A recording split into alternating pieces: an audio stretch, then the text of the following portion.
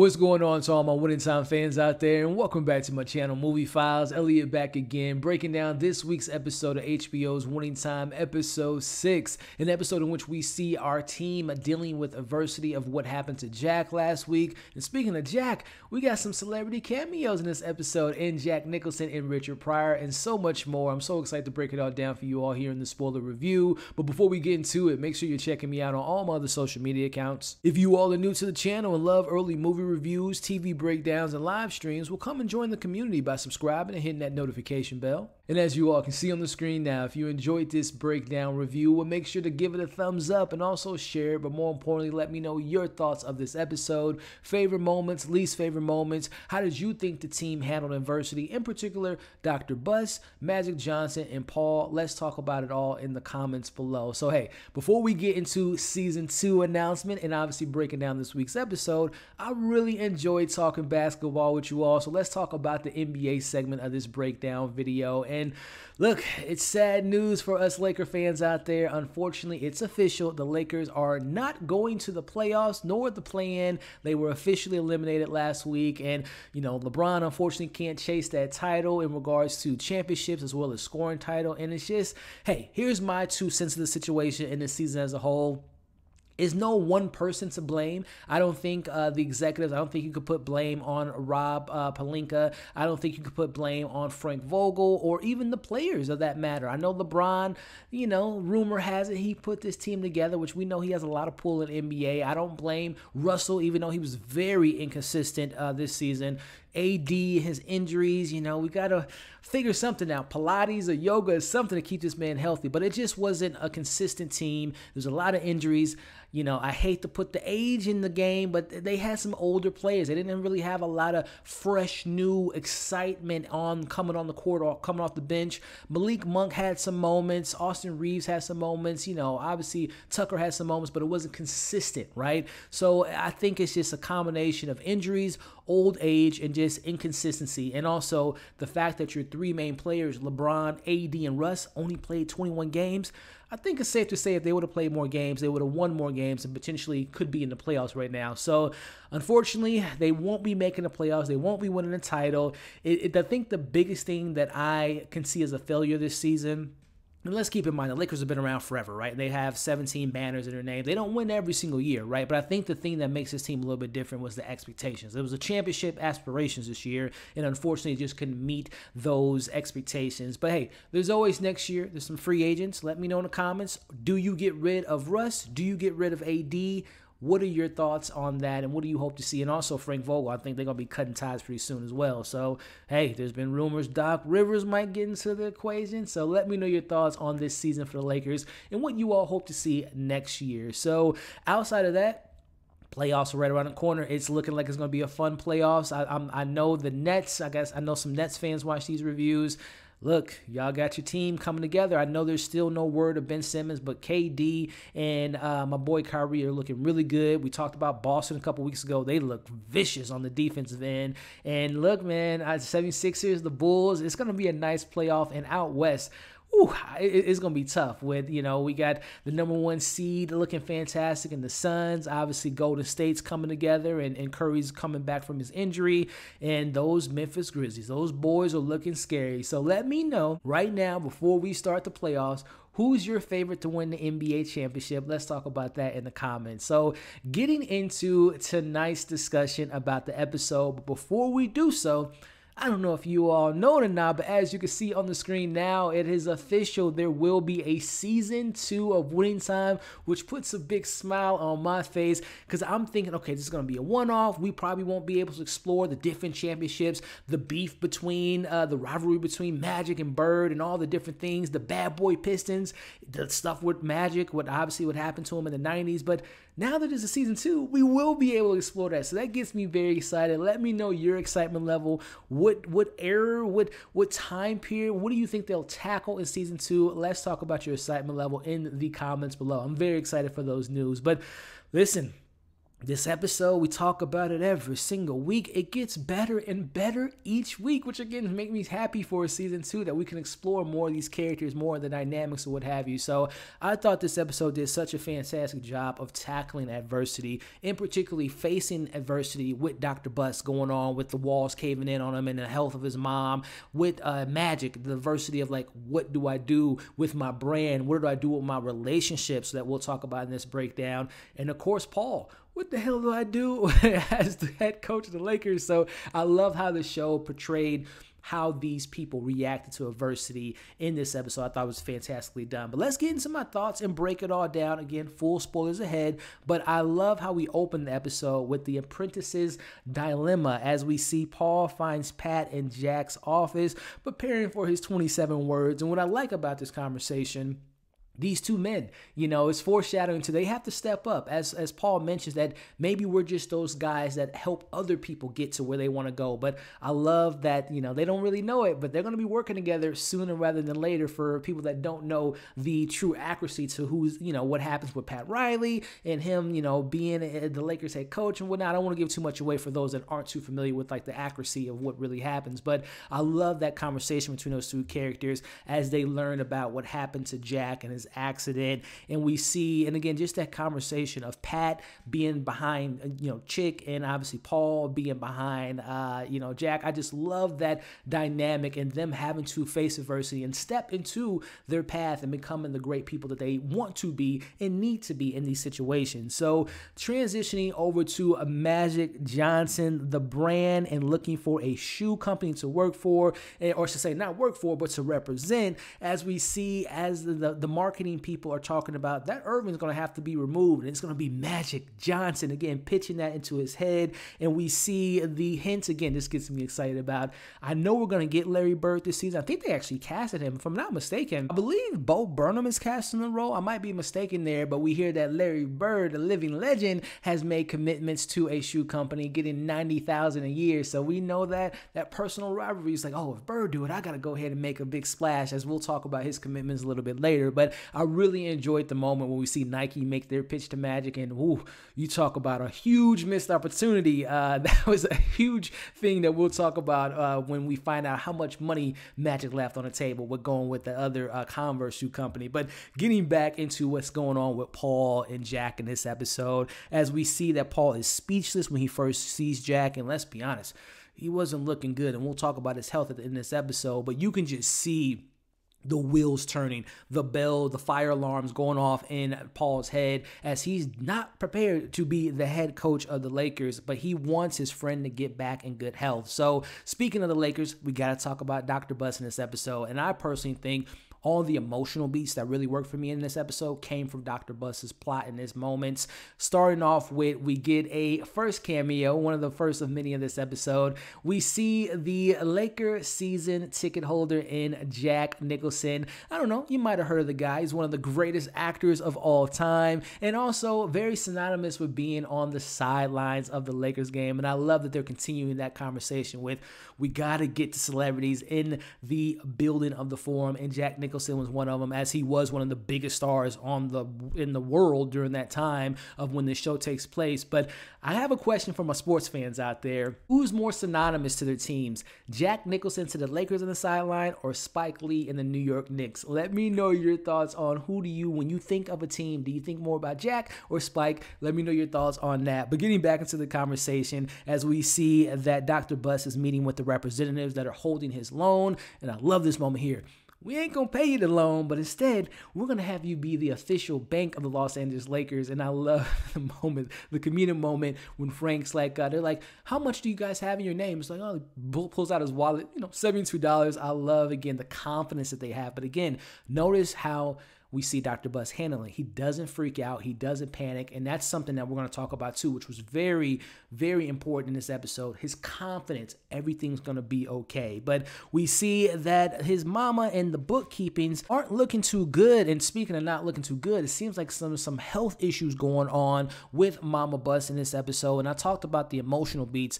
That moment that we see Dr. Bus and him talking about his dad, how they, left at a young age, and it was just his mom taking care of him. And when he went to her bed and they're just having that moment there. I'm not too familiar with what happens to her in real life. I'm assuming a lot of this stuff might be accurate in regards to her health, but you know, if that moment inevitably comes with her passing away, that's going to really crush him. But I really enjoyed that moment when they were on the bed and he just really cares for his mom as he learns in the elevator with his daughter telling him, "Dad, I should have told you earlier." And he just tells her, "Stay calm, keep your cool, everything's going to work out." Again, that's so important about Dr. Bus in regards to him wanting to have everything work out and not, you know, face adversity as he should. So I really enjoyed that narrative that we got with the character, which brings us back to the walls caving in on Dr. Bus as he learns about Jack early on in the episode. And again, remember, he's trying to show face. I got the bank. I want them to look, you know, see that everything's looking good. I want to make sure celebrities are coming into the building. I got to make sure the media knows the Lakers are the hottest team in basketball, as he tells Paul, "You're going to coach the Lakers. You're not going to talk too much about the situation. You're, more importantly, not going to lose. Remember, everything's going to be okay." That's his mantra for Dr. Bus in this season. But getting back to speaking of Dr. Bus, he convinces the bank representatives to extend the loan, but more importantly, they are now officially the sponsor and the bank of the Los Angeles Lakers. But let's check back in with Paul. Time to coach the Lakers, as it's time for him to speak to the media, and he's starting off pretty good. Things are looking good, but unfortunately, Paul slips up and kind of says something that he shouldn't have about Jack and his health, and then he tries to like make it better by saying a Shakespeare line, which didn't do anything to make it the situation better. And he kind of made a fool of himself during that moment. Again, he's not prepped for these moments because, again, we know in this episode, he's not the leader that, you know, Jack is. He's more of the follower. He wants to make other people better. So it does kind of, it's messing up his mojo because this isn't what he wants to do. This isn't the position he wants to be in, which we see Pat ask Paul, "What kind of shakeups would you do with the starting lineup?" Because they do have a big game coming up, and this is where we start to see him trying to be the coach that the Lakers need at this point. Also, it's important, they're foreshadowing a future head coach in Pat Reilly in regards to, do you want the job? And again, season 2, I would love to see Pat officially becoming the head coach of the Lakers. But getting back into the conversation, let's see how the players are handling the news as the team is at the hospital, and this is where we see Michael Cooper's getting nervous about his position on the team, and we see, you know, Spencer giving him a little pep talk, and it's important to know who was next to them when he heard that even Paul can realize that, and I think there's some tension there between those two characters. But it was interesting in this moment that Magic wasn't at the hospital, but instead, Sydney, she brings some flowers from on behalf of myself and Magic, and that's something important to remember because we see Magic is taking a meeting with Converse, and we know that Larry Bird got $90,000 a year. Well, Magic's gonna have to up that, get $10,000 more, as they officially agree to giving him $100,000. But that moment where we see them breaking the fourth wall, and we see if he would have went with Nike, the shares that it was during that time to what it is now, $5.2 billion, a billion with a capital B. Oh my goodness. And then we see the little cutout of the Nike representative said, "Oh yeah, he totally regrets that." Whew, Magic is a legend in himself, has billions of dollars of his own, you know, obviously being a co-owner of the Dodgers and all the things, the business that he has, but $5.2 billion, that gives me just a heart attack just thinking of that missed opportunity. But speaking of some missed opportunities, we go back to Magic, the Promised Land, and the 10 Commandments. And his whole thing in this episode as he's talking to Dr.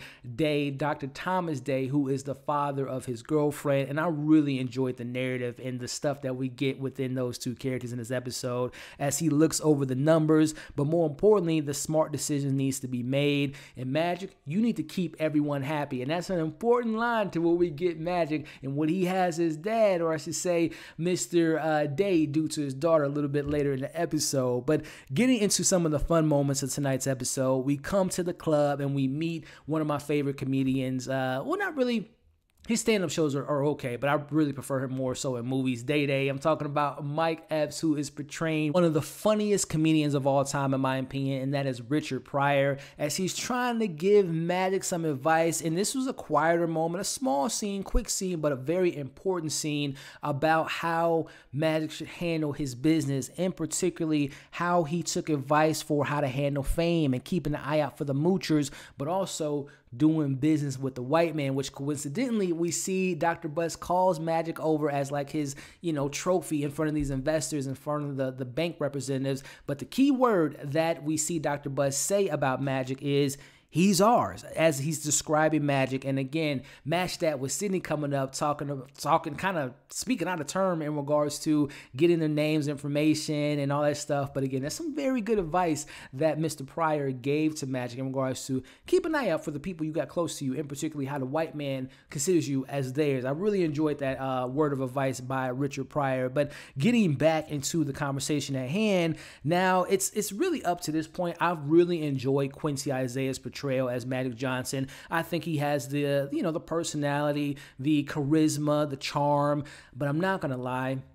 He didn't sell me in this scene when he's upset that she obviously spoke out of terms and he's getting emotional with her. I felt it was flat. I felt it was emotionless. I didn't really buy that scene with them as they were making up, and I felt kind of bad for the young lady, Sydney, and I love that actress, by the way. She's a really good actress. But when he's, doing what he's doing, and she says to him, Magic, I want you, I care about you, and they're doing their thing, and she says to him, I love you, and you don't love her.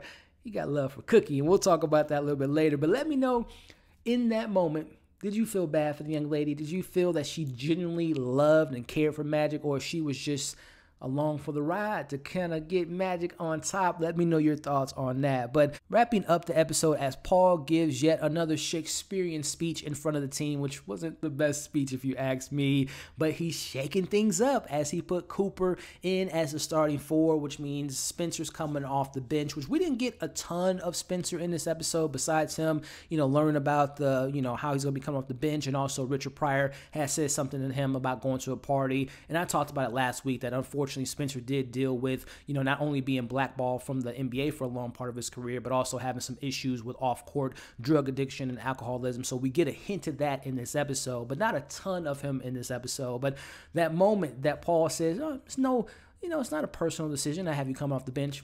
Really, Paul? I think you got a little butthurt when you heard him say what he said a little bit earlier in the episode. But I definitely think this moment was a create drama for TV moment, as we see Magic finds out about what Sydney did with dropping off the flowers. And I'm thinking to myself, I don't think this is too realistic that during the game, the other players are like, yeah, man, your girl doing this, that, and the other. Y'all got a game to play. Y'all don't concern yourself with another man's woman, as he goes out to talk to her, and they have their conversation. And this is one of my favorite moments in the episode, where Dr. Day comes up and they have a conversation about, like, look, man, you want to be my agent? What you trying to do? He said, listen, I'm just trying to gain your trust, young man. You don't got to worry about me being your agent. I just want to gain your trust, help you out in this process. And he says, okay, you want to help me out? Well, listen, Doc, I don't want to be with your daughter. And you remember what you said earlier to me, I got to make everyone happy. So can you do me a favor and tell your daughter I want to end things? And I'm thinking he might be like, listen here, young man. He says, you know what? No more to be said. I'll take care of it. I'll let it easy off of my daughter.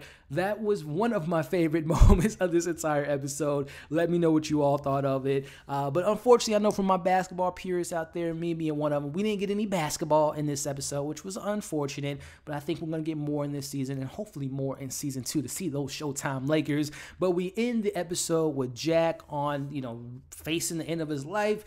Things ain't looking good, like I mentioned earlier, but he has a moment in his head where he's not too concerned about living. He just wants to think about basketball. As we see, he finally wakes up from the coma-like state. He wants to talk to his buddy Paul, and he's like, listen, Paul, you got to go big. You got to have a big lineup against Denver. And then Paul's like, hey, man, I'm sorry to tell you, Jack, that was 2 weeks ago. He's like, I've been out for 2 weeks, as he's now coming back to be. And again, I don't want to spoil anything for those that don't know what happened with Jack in his career, if he came back to coach the Lakers or if he did. And I'm going to leave that for the show to give us. But we end with a Dr. Day visiting Cookie in Detroit because the Lakers are going to be playing the Pistons soon. He gives her some seats to attend the game. She's like, let him know I might go to the game. He's like, yeah, okay. As the error, hopefully finally we get the moment with a dynamic couple, some couples that have a little bit of trauma. We're not going to get into all that stuff, that complications. I'm going to let the show do that. But Cookie and Magic are probably now going to start to officially